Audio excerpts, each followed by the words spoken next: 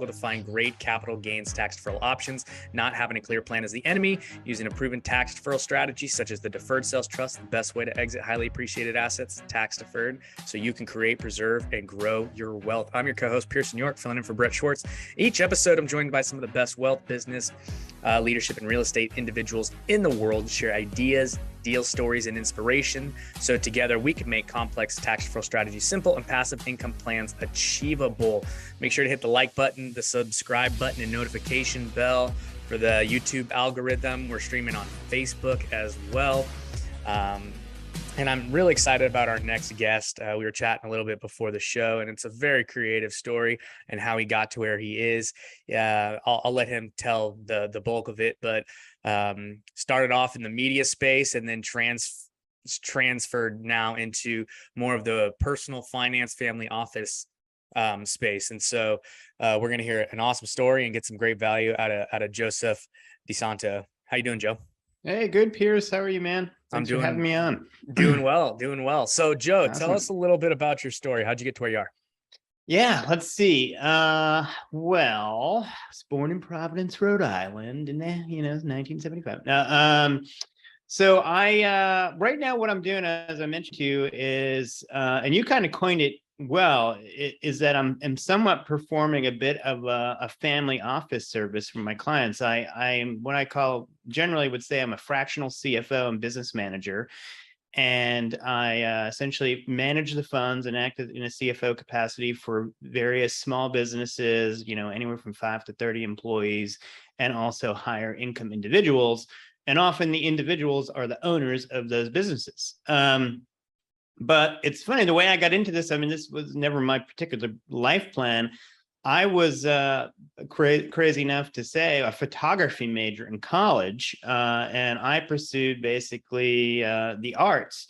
But I was always interested in finance, both personal finance and business finance, and always wanted to own my own business.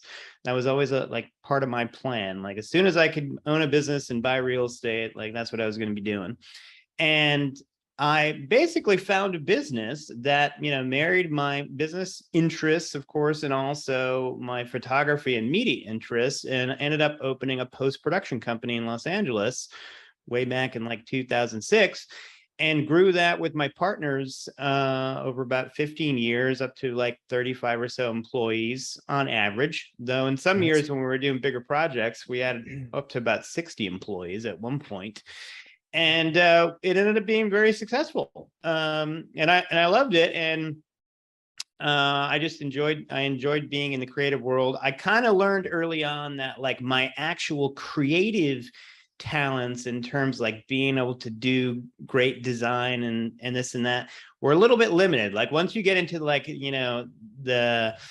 the realm of really talented people, you kind of learn that, wow, there's some people out there that can sit down and just churn out awesome designs all day long. They're just a never-ending wellspring of good good visual ideas. I could turn out a good idea maybe once a week, I feel so I kind of learned that I wasn't going to end up really being an artist per se in the business, but I, just naturally, I'm kind of a talkative person. I'm social and the side of the business that's good for that is being a producer or project manager. So I kind of went down that route, which led actually really quite well into, being a business owner. And I basically took on all the business, marketing, branding side of the business, but also ended up being the CFO, just because I was always interested in personal finance and kind of just taught myself how to be a good finance manager. And I did that honestly, just I started using Quicken back in the day, in college, just to try to manage my own finances. And using Quicken, amazingly, kind of just naturally educated me into how business finances work. And now I actually say to people, you need to run your personal financial life like a business. That's kind of one of the things that I say, to people I coach and on my website or whatever. Yeah. And so when my wife and I, we finally had a kid. I was 40 and like quickly realized that kids apparently take up like a ton of time, in your life. Like they literally like just overrun your life. So, and all of a sudden, like, I used to just work all the time. It was fun, go out after work, social events, all that. And like now all of a sudden we were just like rushing home and like we were just all super stressed, like caring for this kid and whatever. And after a couple of years, we were like, you know what? Maybe we should just like, I don't know, change our whole life and like just figure out a way to like work less. And luckily, because I had been interested in personal finance and worked so hard at like doing real estate and learning how to invest and kind of being my own little family office, basically being the go-between between my CPA and my attorney, who never seemed to want to like get on the same page on their own.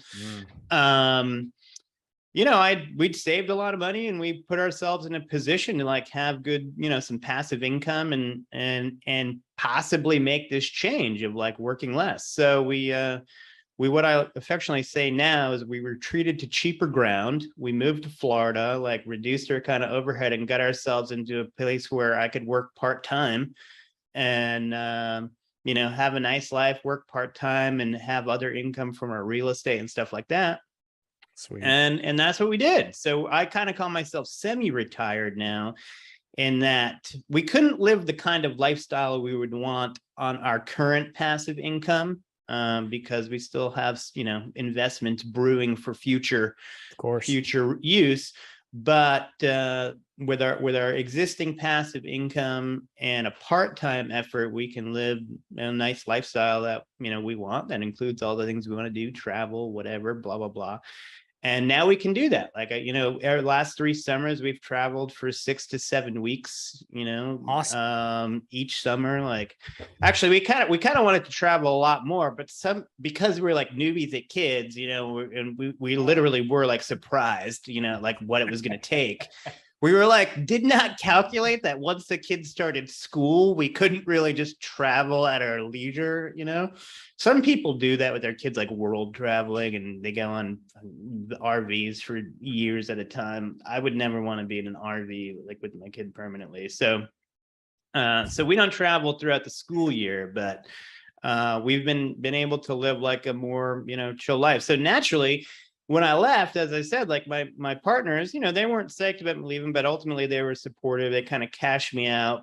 But because I was the only guy who had done the finances for so long, they were like, well, what if we pay you just to do the finances? Like you can do it from wherever. And I was like, yeah, that sounds good. Because I didn't have an exact plan set up for the part-time income.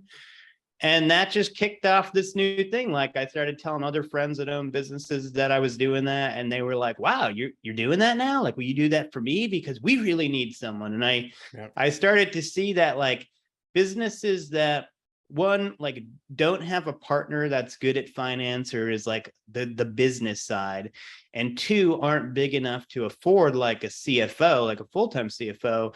They really have this gap. They just don't have anyone like to go to make good financial decisions. They're not good at managing their money. They're not like, extracting the data they need out of their bookkeeping. Maybe they have like a cheap bookkeeper, but that person can't really give them good information.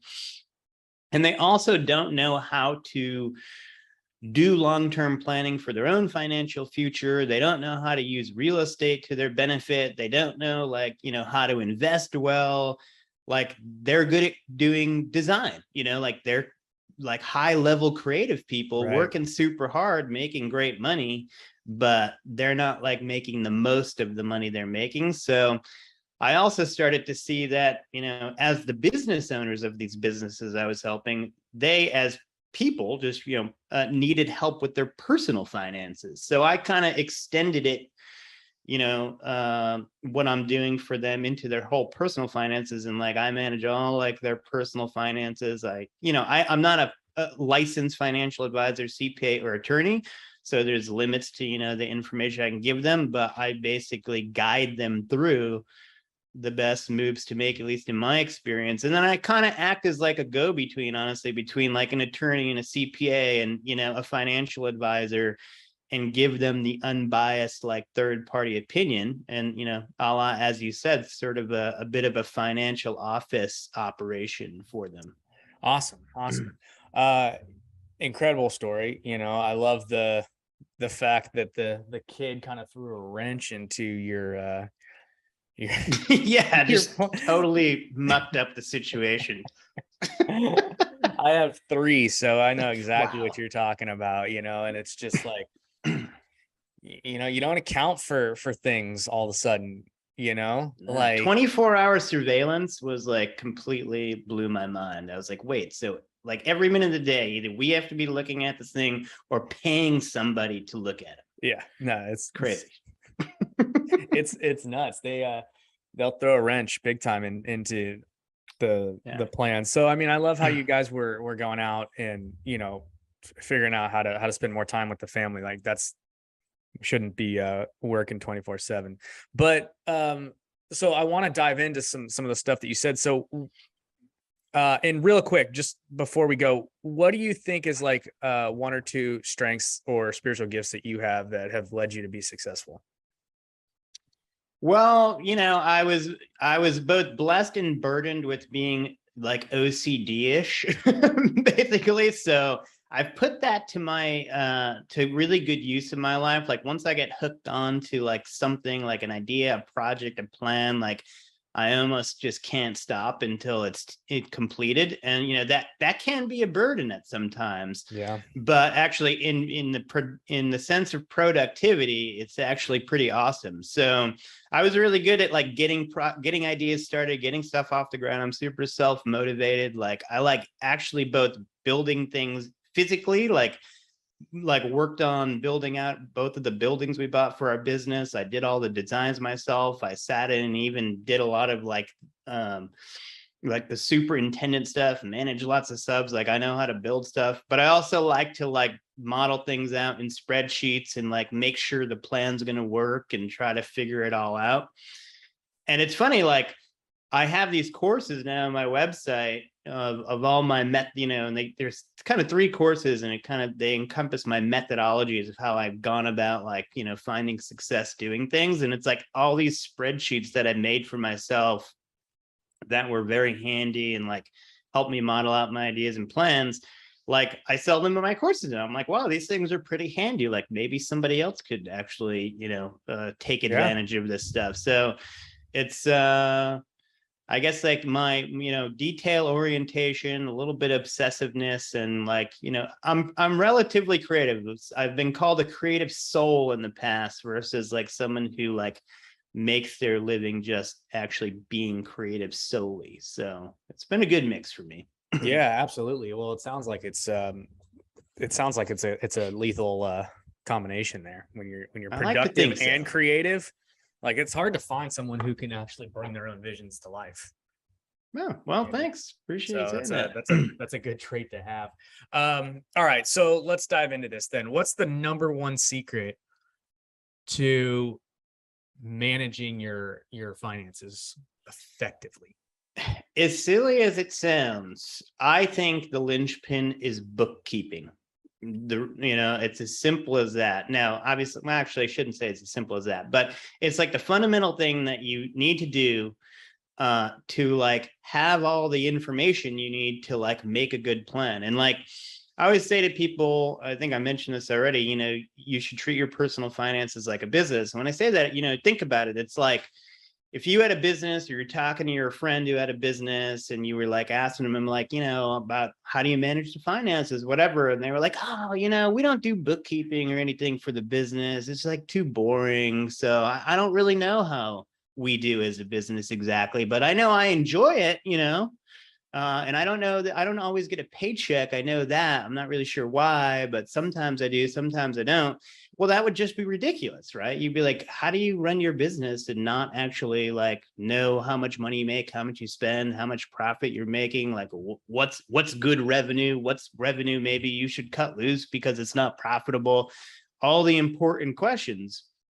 Well, if you don't do bookkeeping, you can't answer those questions and you can't make good educated decisions going forward. So I say to people, you got to do bookkeeping for your personal life too. It's not that different than a business. It's like you have money in, you have money out. The net profit is your annual savings. And if you don't know what your annual savings is, you don't know if you're saving enough. You don't know if what your savings is going to get you to where you need to be. and all those things. So I say it's really important. I think of it as like exercise. You know, it's one of those things a lot of people don't want to do, but unfortunately, it's really good for you. And if you don't do it, you will likely suffer some consequence. That makes sense. Okay, so how do you then, how do you get good at bookkeeping, or how do you go about doing things? Well, it's like, again, exercise. You just have to do it. The good thing about the difference with bookkeeping and exercise is you can't pay someone else to exercise for you and have it actually like improve your body. You can pay someone else to do bookkeeping for you, as it turns out, and just like give you the information you need, you know, and help you make decisions. Obviously not, you know, depending on your income level, you know, you might not want to do that, but ultimately it's just a matter of doing it. You know, you use some computer software. You don't do it like on paper. You don't do it in like a spreadsheet. You know, you need something that you can put the data in and then pull a report and say, okay, you know, this is where I'm at. So for personal finances, when I manage people's personal stuff, I use Quicken personally. I'm not affiliated with them, but I find it's what I've always used. And you can combine everything in there. I manage my real estate in there. Like, I mean, I could tell you what I spent on laundry in like 1999 if you wanted. But for businesses, you know, small businesses, mostly it's gonna be QuickBooks or FreshBooks or whatever. But it's basically just using software, you know, to track all this data.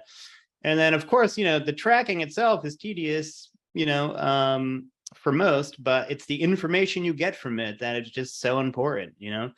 And I do say sometimes, you know, there are some people that can out earn the need to do this. Like, you just make so much money that, you know, having some waste in your system just doesn't matter.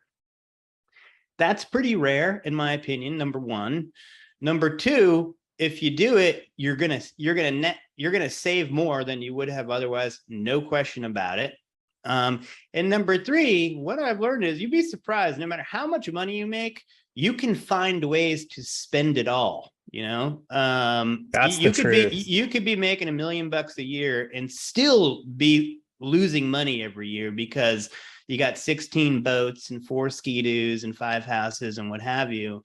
And you're not like getting closer to financial independence, you know? Right. What I can always say is whatever you're making today, there will be a time in the future, most likely, where that income potential will be reduced, you know? So you got to make the most of what you're making today. So I think you know, pretty much anybody is going to benefit from it. And, you know, the mega rich, they keep track of their money. They just pay a whole team called the family office to do it. Right. You know what I mean? Of course. If you don't make millions, well, you might have to do it yourself, you know.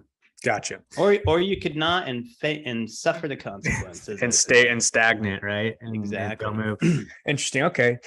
You mentioned you got real estate. So tell me about that. What kind of real estate? What are you going after? What are you buying? What are you selling? What?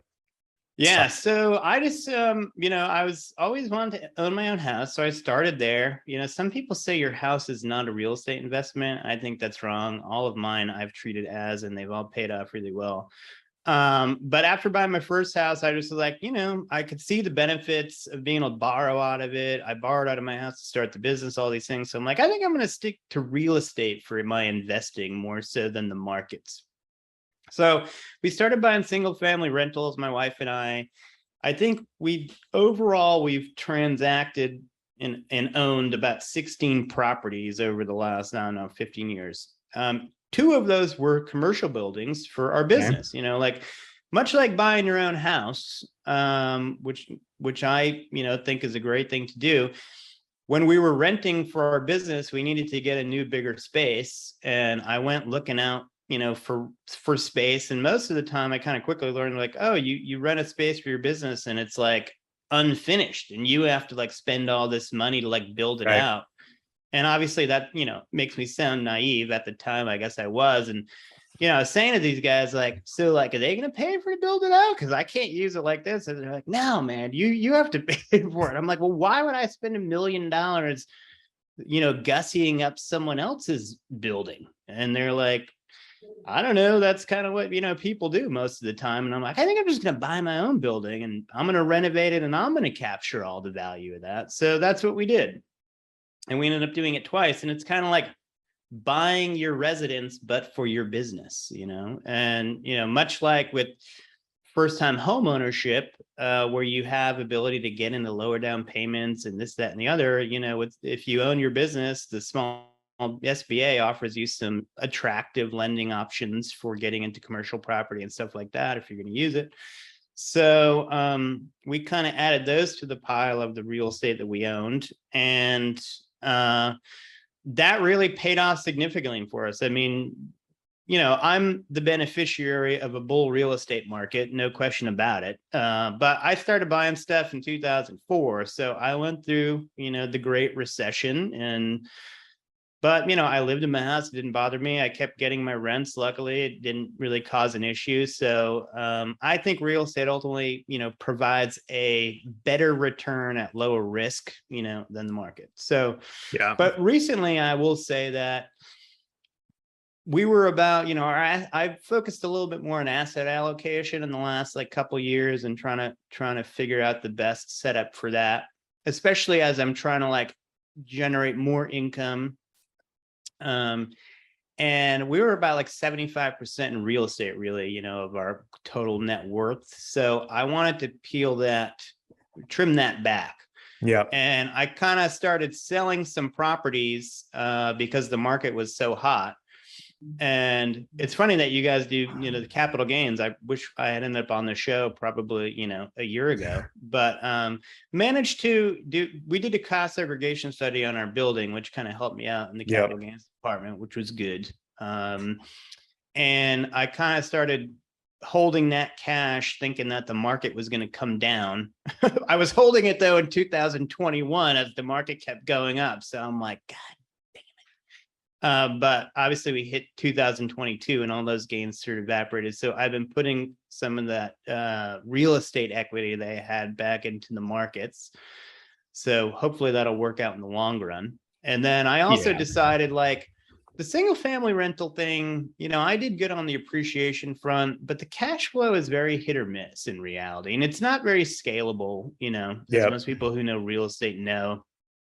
But so I took some of that equity too, and I kept it in real estate. I just started to do some different syndications that were more yield oriented syndications and are producing, much more predictable cash flow, at least so far. So I've trimmed down the actual real estate holdings, I think from a height of 10 at one time down to 3. And I've put a lot of that equity in the markets or other real estate syndications now. So you're going to a more passive approach where they're bigger deals, maybe some multifamily syndications or, shopping malls or whatever the case is, catching some of the exactly. I think the deals I'm in are flex industrial one's corporate park, a tech oriented corporate office park. One is retail. And then, some large multifamily residential. Yeah, interesting. Okay, and you mentioned that you wish you were on the show about a year ago because you had a little bit of a tax problem, but used a cost seg study to kind of offset that. So, speak to that a little bit. Tell us about the tax situation. How have you handled that? Yeah, well, I mean, basically what was happening was I was selling these properties and I turned over a handful of the single family rentals throughout those years. I started with my first rental in Austin, and that was 2007, 2010, and they were good, but Austin, turned out, I learned along the way, Austin, unfortunately, their property tax is incredibly high. They reassess property values every year. So as Austin just was blowing up, my property taxes are just outpacing my ability to increase rents. So I ended up selling. I did some 1031 exchanges, bought into some smaller markets, blah, blah, blah.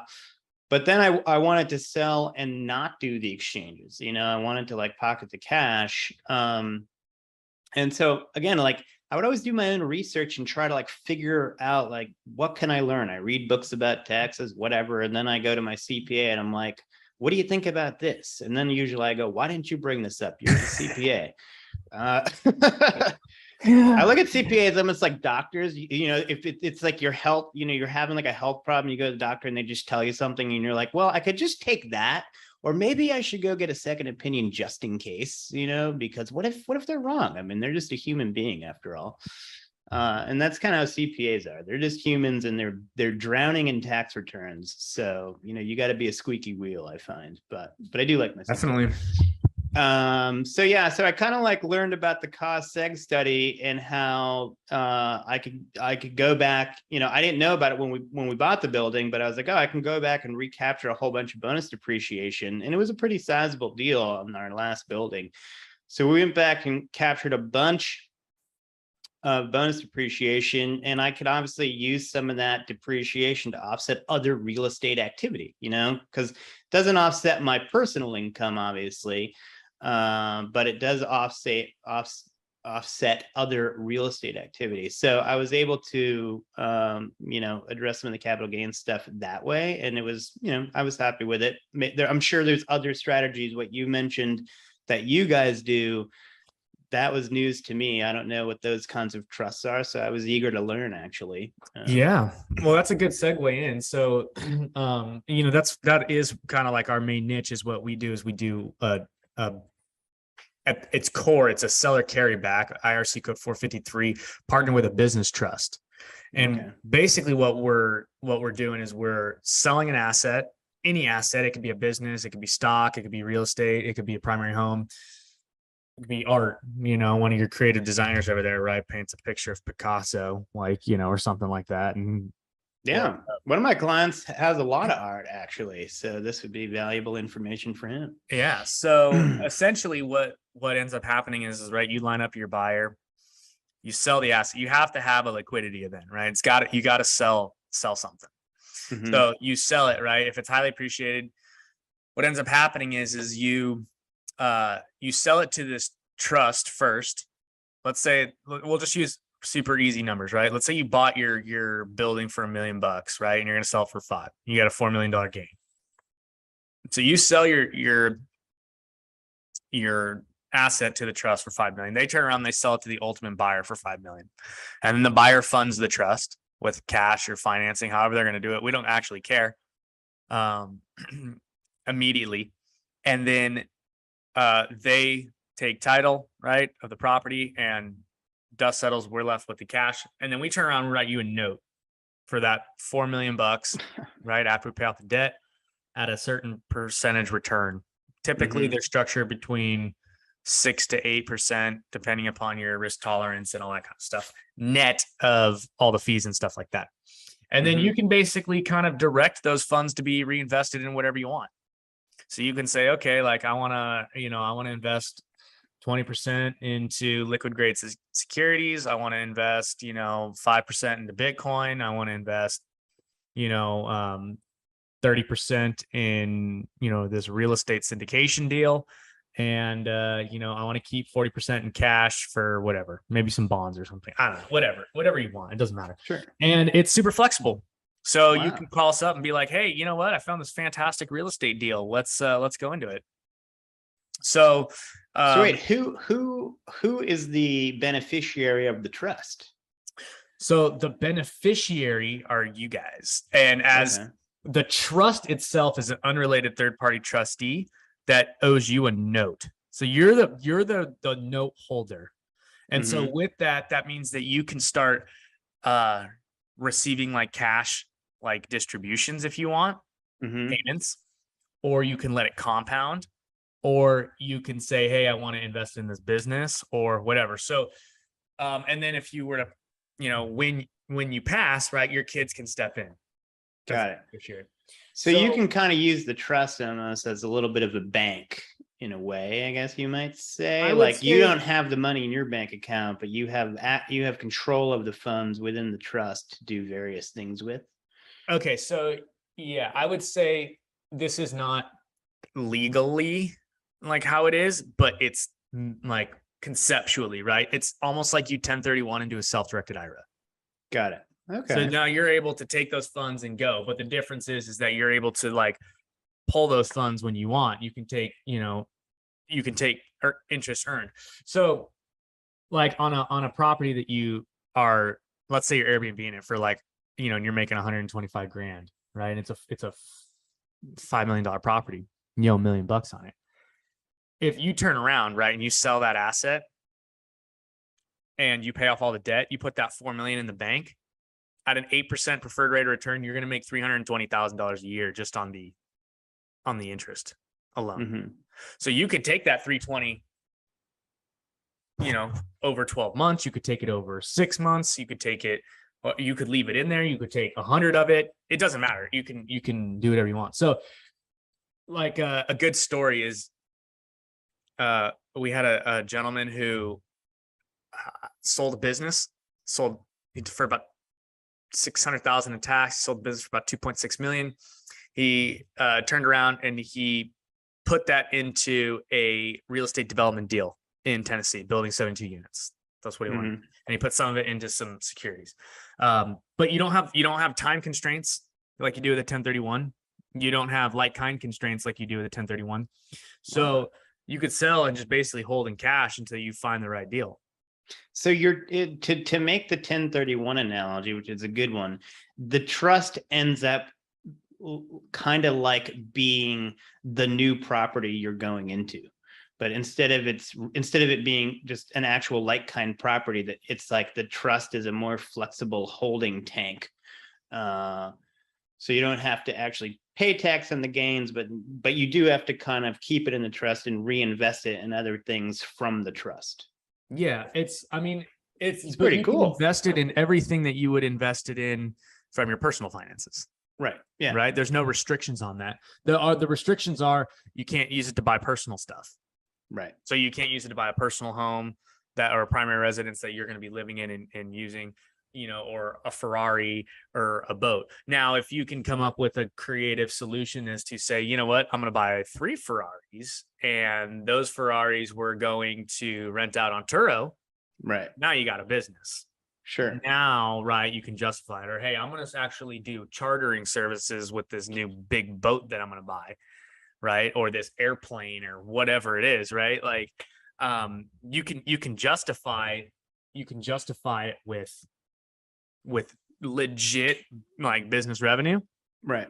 It's a business. Okay. But you can actually be involved in the business, whereas something like, a self-directed IRA, you can invest in a business, but you can't actually be a participant in that business. Right. Yeah. So we had a lady who, she bought Bitcoin for 50 grand and it went up to 50 million. Wow. Kind of thing. Wow. This was back when it was 68,000. So it's dropped a little bit, but she sold it when it was 54. She sold 5 million worth of Bitcoin at 54,000 for about 1.85 million in tax. And she took that tax savings, that 1.85 million, and she put it into a business that her and her roommate from college wanted to start, which is like an online training thing for like kids in India or something like that. Wow. I don't know the exact but it's a teaching business. Yeah. Wow. That's interesting. It's super cool. What if, trying to think, yeah, I don't want to overtake the show with questions, but maybe I probably have some additional questions and specific scenarios to run by from some of my clients' needs that potentially this could be helpful for. But that's really fascinating. Wow. That's awesome, man. Very cool stuff. How'd you get into this? I met Brett Swarts about 8 years ago, and he kind of told me about it, and I was just like, this is awesome.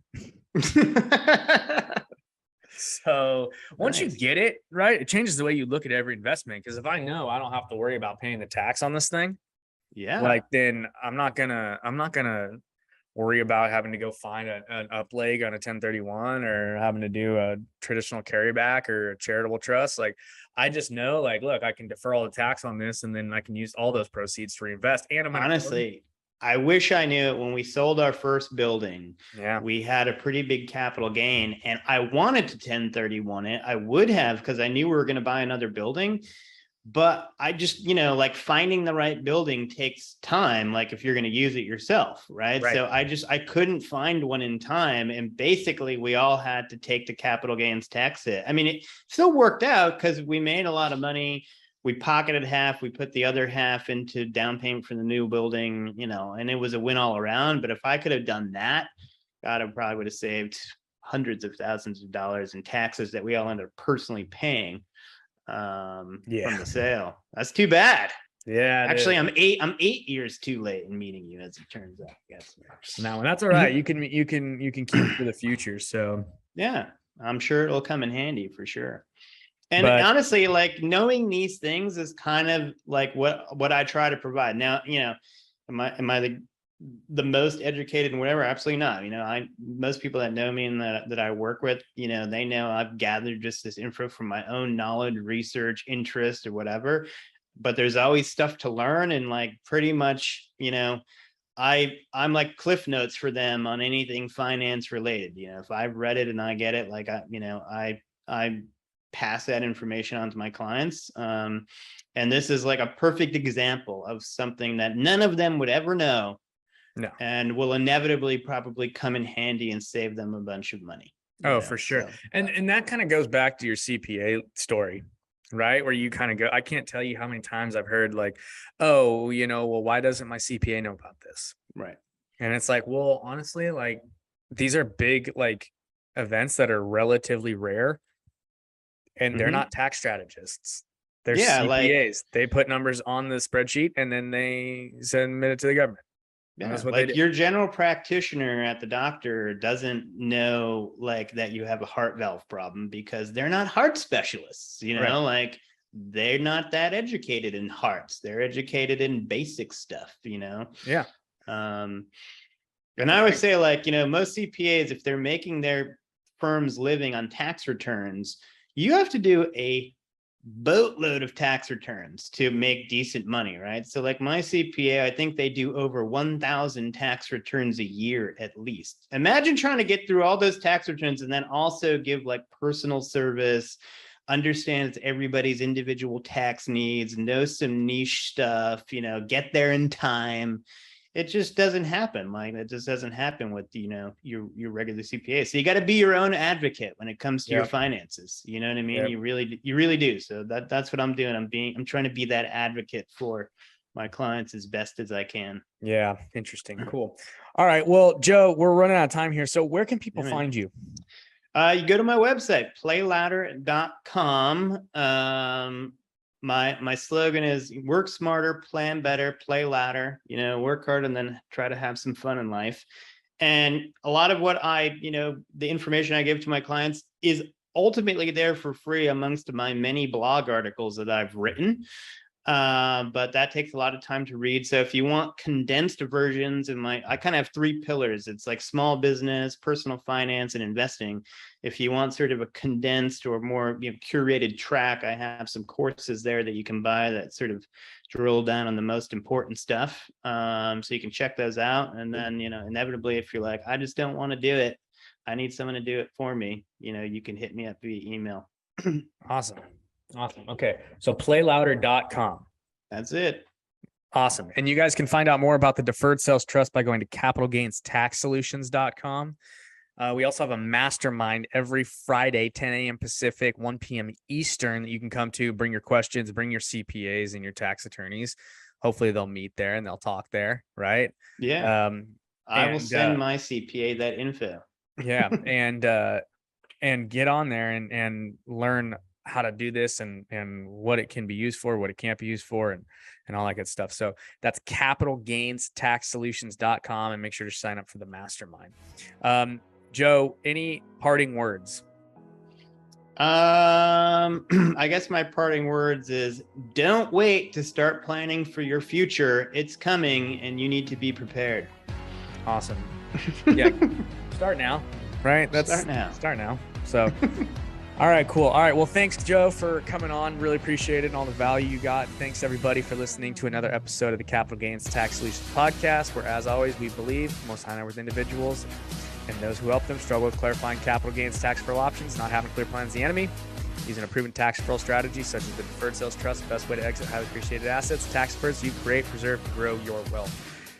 Please rate, review, subscribe, like, comment, post, repost, share, tweet, all those things for the interweb algorithms that are out there we don't even know about anymore. Just do all the things that just give your kids the link and let them do it. Just figure it out. But really helps us out, so we really appreciate it. So thanks everybody for listening, and we'll catch you